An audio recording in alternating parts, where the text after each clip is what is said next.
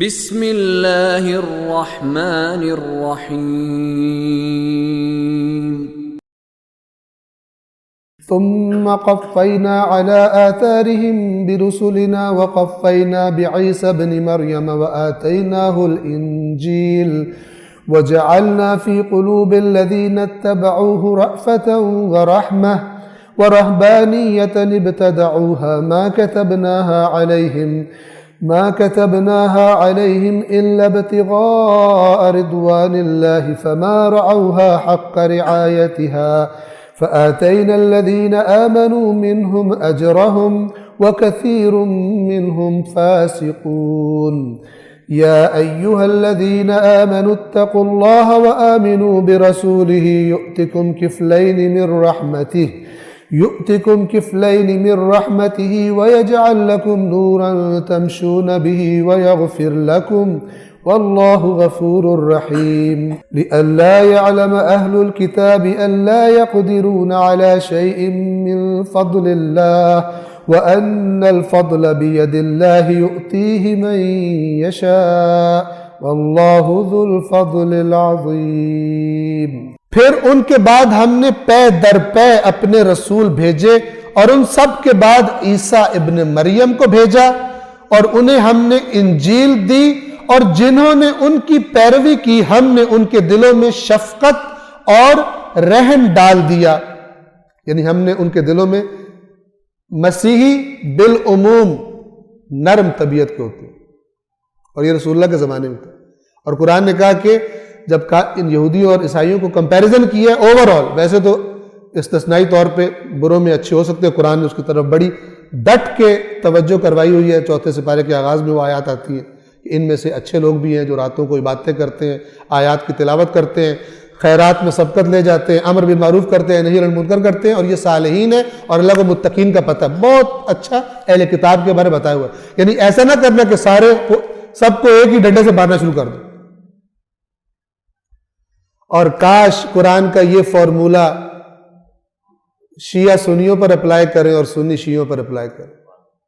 لیسو سواء، سورہ آل عمران میں لیسو سواء، جس قوم کی سب سے زیادہ قرآن نے مذمت کی ہے وہ یہودی قوم، اور اس سے پچھلی آیت میں بھی انہی کی مذمت ہو رہی ہے، یہ بہت برے ہیں، لیکن فوراً ٹون چینج ہوتی ہے۔ لیسو سواء، یہ سب ایک جیسے نہیں ہیں۔ من اہل الکتاب امۃ قائمۃ یتلون آیات اللہ آناء اللیل فہم یسجدون، ان میں سے ایک گروہ ایسا بھی ہے۔ کاش کہ ہم بھی ایک دوسرے کے بارے میں جہنم میں بھیجنے کی بجائے دیکھیں کہ نیک لوگ ہر جگہ پائے جاتے ہیں، اور وہ نیک لوگ ایک خدا ایک رسول کے ماننے والے۔ تعالوا الی کلمۃ سواء بیننا وبینکم، قرآنی اصولوں پر پکڑے جائیں گے جو شروع ہی لڑائی سے کرتے ہیں، پہلا مسئلہ ہی چھیڑنا لڑنے والا، اور قرآن کہتا ہے پہلے مشترکات کی بات کرو، اکٹھا ہونے کی۔ یہ کب آیت اتری تھی؟ جب مباہلہ ہو گیا تھا اور انہوں نے مباہلہ بھی نہیں کیا لیکن اسلام بھی قبول نہیں کیا، پھر اللہ نے ایک اور چانس دیا، کہا اور دائرہ وسیع کر دو، یہ رحمت والا دین۔ قل یا اہل الکتاب تعالوا الی کلمۃ سواء بیننا وبینکم الا نعبد الا اللہ۔ اے اہل کتاب، اہل کتاب کا مطلب کیا ہے؟ رسول اللہ کو نہیں مانتے، آ جاؤ ایک اللہ کی عبادت کہ جو صحیح بات بھی ہے اور تمہارے درمیان مشترک بھی ہے۔ تمہارے نبی بھی اللہ کا پیغام لے کر آئے تھے، یہ نبی بھی اللہ کا پیغام لے کر آیا، تم اللہ کی اس توحید پہ اکٹھے ہو جاؤ۔ یہ قرآن ہے کہ اگر ایک چیز ہے اکٹھا ہونے کی، اللہ تعالیٰ ناممکن کی طرف دعوت نہیں دیتا جو ہو ہی نہیں سکتا۔ اب چاہیے تھا کہ علماء سر جوڑ کے بیٹھ جاتے کہ کیسے مشترکات پر اکٹھا ہوا جائے اور اختلافات کے بارے میں کوئی ضابطہ اخلاق بنا لیا جائے، اختلاف اپنے نظریات رکھے، سارے ضابطہ اخلاق بن جائے، اور کلمت ہم تو کلمات سواء، اللہ ایک رسول، ایک قرآن، ایک قبلہ، ایک پکڑے گا اللہ۔ شروع ہی لڑائی سے کرتے، شروع ہی اختلاف سے کرتے، ایسے اللہ نے زمین پہ لڑنے کے لیے بھیجا۔ لا تفرقوا لا تفرقوا لا تفرقوا، پھر بھی کرتے تفرقہ ہی۔ ان کے دلوں میں ہم نے جنہوں نے عیسیٰ کی پیروی کی ان کے دلوں میں ہم نے شفقت اور رحم ڈال دیا، اور رہبانیت، ترک دنیا، یہ عیسائیوں نے خود ایجاد کیا تھا۔ جیسے بعض لوگوں نے ترک دنیا کی ایک غلط شکل اسلام میں بھی داخل کر لی۔ اہل بیت نے مذمت کی ہے کہ کام کاج چھوڑ دو اور جناب جا کے جنگل میں بیٹھ جاؤ اور اللہ کرنا شروع کر دو، چلو جی پتہ لگا بہت ہی کوئی اولیاء بن گیا اور پھر دوسروں کے پیسوں پہ پال رہا ہے۔ کوئی جائز طریقہ وہ نہیں ہے۔ اور واقعات ہیں ائمہ اہل بیت کے کہ ایک امام کے صحابی نے ایسا ہی کیا، امام نے پوچھا وہ کدھر ہے؟ انہوں نے کہا جی وہ تو جی بڑا نیک ہو گیا، وہ تو اللہ کہاں چلا، اس کے بیوی بچوں کو کون کھلاتا پلاتا ہے؟ کہا یہ سعادت ہم کرتے ہیں اور ہم ان کو کچھ نہ کچھ دے آتے ہیں تاکہ وہ اپنی عبادت کر سکے۔ تو امام نے فرمایا کہ تم سب اجر میں زیادہ ہو اس سے اللہ کے پاس کہ جو اپنی ذمہ داریاں چھوڑ کر اور جا کر بیٹھ گیا وہاں۔ یہ اہل بیت نے یہ سکھایا، اور ہمارے لیے حجت رسول اللہ اور اہل بیت ہے۔ یہ رہبانیت عیسائیوں نے خود ایجاد کی تھی، اور رہبانیت کو تو انہوں نے خود ایجاد کیا، ہم نے تو ان پر رہبانیت کو واجب نہیں کیا تھا سوائے اللہ کی خوشنودی کے حصول کے۔ یعنی انہوں نے اپنے لیے کیوں فرض کیا تھا کہ اس سے اللہ خوش ہو، لیکن اللہ کیا جواب دے رہا ہے؟ لیکن انہوں نے اس کی بھی پوری رعایت نہیں کی، اس کا لحاظ نہیں کیا۔ بن تو گئے اوپر سے، لیکن اندر سے وہی دنیا کے بھرے ہوئے رہے، خرابیاں کرتے رہے۔ لیکن انہوں نے بھی پورا اس کا لحاظ نہیں کیا۔ پس ان میں سے جنہوں نے ایمان قبول کیا ہم نے ان کا اجر انہیں دیا، اور ان میں سے بہت سے لوگ فاسق۔ یہ فاسق یاد کر لیں، کن کے بارے میں کہا جا رہا ہے؟ وہ جو اصل میں انبیاء کے ماننے والے تھے، لیکن اللہ کہتا ہے کہ کچھ اچھے تھے، کثیر فاسق ہو گئے۔ یہ فرق یاد رکھ، ہم بھی ایسے ہی ساری، یہ اللہ قانون ایسے نہیں پچھلی قوموں کے یہ قانون ہے ہمارے لیے کوئی نیا قانون بن گیا۔ اگر ہمارے لیے یہ عبرت نہ ہوتی تو کبھی قرآن کا حصہ نہ ہوتا۔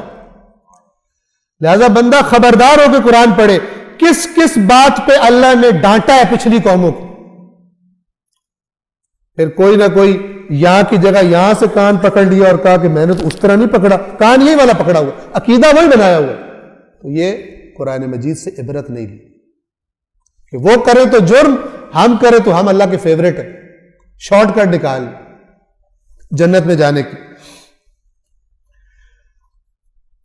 جنہوں نے ایمان قبول کیا ہم نے ان کا اجر انہیں دیا، اور ان میں سے بہت سے لوگ فاسق ہیں۔ جنت خدا کی اطاعت سے ملتی ہے۔ اگلی آیت دیکھیے، اے ایمان والو اللہ سے ڈرو، تقوی اتقوا اللہ یا ایھا الذین آمنوا اتقوا اللہ، اے ایمان والو تقوی اختیار کرو، اللہ کا تقوی اختیار کرو اور اس کے رسول پر ایمان لے آؤ۔ عجیب نہیں؟ یا ایھا الذین آمنوا، ڈرو اللہ سے۔ کیسا تم ایمان لائے ہو؟ کہتے ہو ایمان بھی لائے اور کام ایسے کرتے ہو کہ اللہ کو پھر کہنا پڑ رہا بچو اللہ سے ڈرو۔ کیسے مسلمان ہو تم؟ یہ لب و لہجہ دیکھیے، یہ بتا رہا ہے کہ لوگ کیسے تھے اس زمانے میں جب یہ قرآن نازل ہو رہا تھا۔ سب نہیں، لیکن افراد ایسے بھی تھے۔ اے ایمان والو اللہ سے ڈرو اور اس کے رسول پر ایمان لے آؤ۔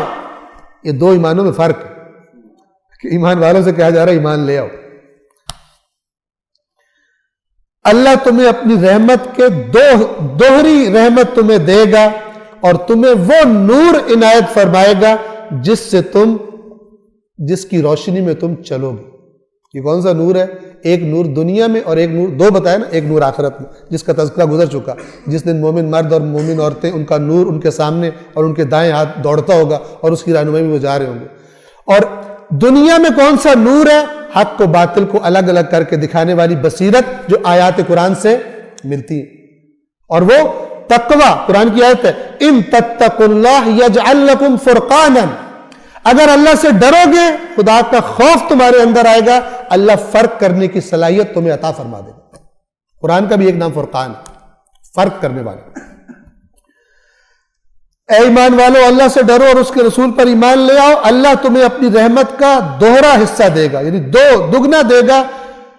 وہ تمہیں نور، ایک ایسا نور عنایت کرے گا جس کی روشنی میں تم چل سکو، راستہ طے کر سکو گے، اور تمہاری مغفرت بھی کر دے گا۔ دو رحمتیں، تقوی اور صحیح معنوں پر۔ یہاں پہ کہا کہ رسول پر ایمان لے آؤ، یعنی جو رسول کہہ رہا ہے وہ کرو۔ یہ جو زبانی ایمان ہے نا، اس کو نہ قرآن قبول کرتا ہے اور نہ روایات محمد و آل محمد قبول کرتا ہے.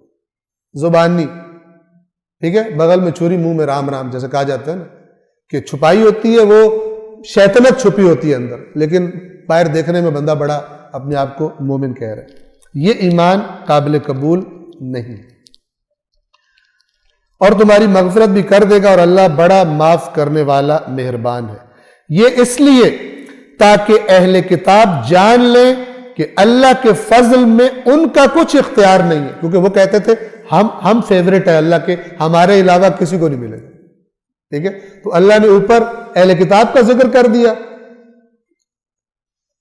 عیسائیوں کا، اور پھر اس کے بعد کہا کہ یہ اس لیے ہم نے کیا ہے تاکہ ان کو پتہ چل جائے کہ ایمان لانے سے اور تقوی اختیار کرنے سے خدا کی رحمتیں ملتی ہیں. اور اب وہ اس نبی جب آ گیا تو اس نبی کے ایمان لانے والوں کو ملے گی، اور تم جو اس نبی کی نشانیوں کے باوجود اس کو نہیں مان رہے تو نہیں ملے گی، تاکہ اہل کتاب جان لیں کہ اللہ کے فضل میں ان کا کچھ اختیار نہیں، اور یہ کہ فضل تو صرف اللہ کے ہاتھ میں ہے، وہ جسے چاہے اسے عطا کرتا ہے، اور اللہ بڑے فضل والا ہے. صدق اللہ العلی العظیم.